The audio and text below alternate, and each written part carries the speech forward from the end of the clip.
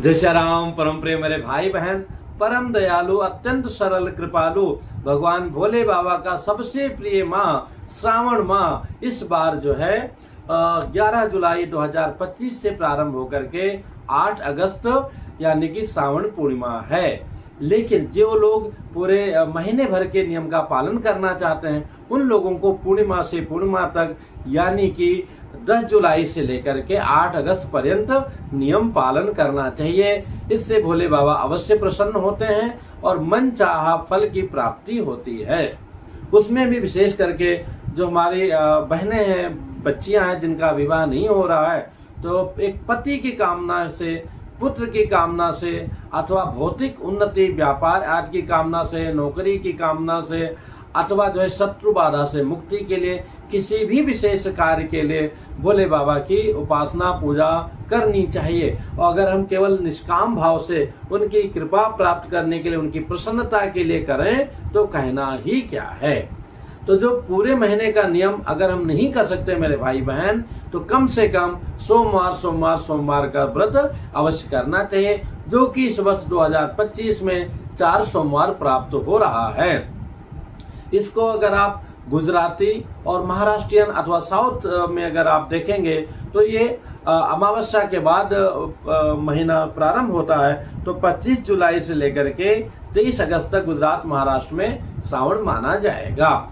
लेकिन आम रूप से जो है वो जो है 11 जुलाई से लेकर के और 8 अगस्त तक श्रावण मास है।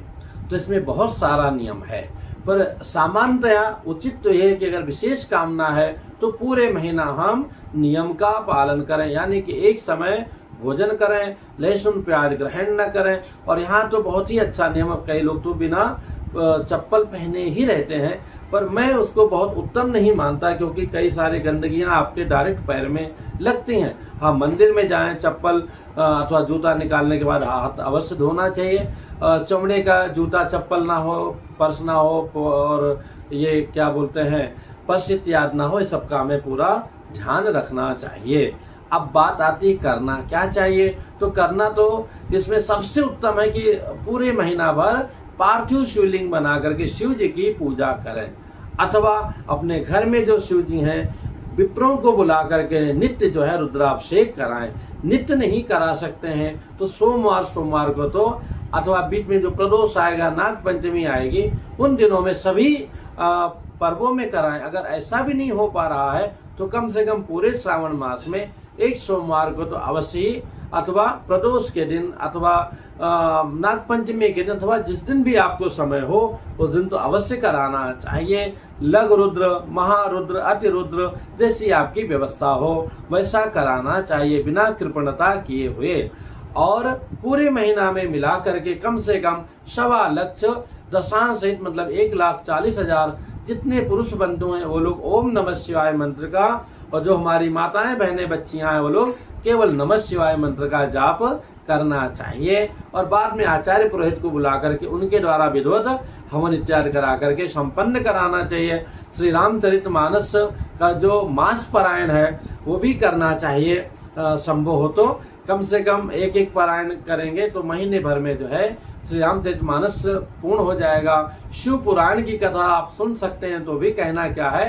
तो इस प्रकार से नियम लेना चाहिए। जो लोग बीमार इत्यादि रहते हैं उन लोगों को महामृत्युंजय मंत्र का जाप इस बीच में अनुष्ठान अवश्य कराना चाहिए। पर सामान्यतः ये सब कुछ नहीं, हम स्वयं पूजा करना चाहें तो नित्य जाके शिव जी को जलधार प्रियो शिवा, शिव जी को जल बहुत प्रिय है तो जल चढ़ा दिया, चंदन चढ़ा दिया, पुष्प चढ़ा दिया, बेलपत्र चढ़ा दिया, एक आध फल चढ़ा दिया, धूप दीप कर दिया और प्रणाम करके आधा परिक्रमा करके चले आए।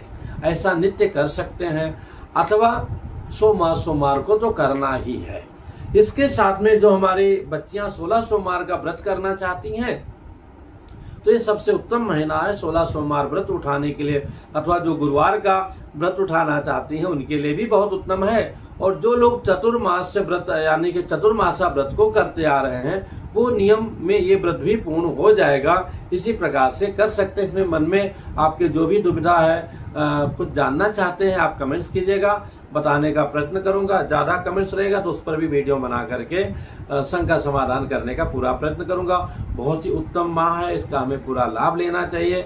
और हम किसी कारण से व्रत नहीं कर सकते हैं, डेली पूजा नहीं कर सकते हैं, तो अभी लहसुन, प्याज, मांस, मदिरा इत्यादि का पूर्णतः त्याग पूरे महीना भर हमें अवश्य करना चाहिए। भोले बाबा आप सभी की मनोकामनाओं को पूर्ण करें। जय सिया राम।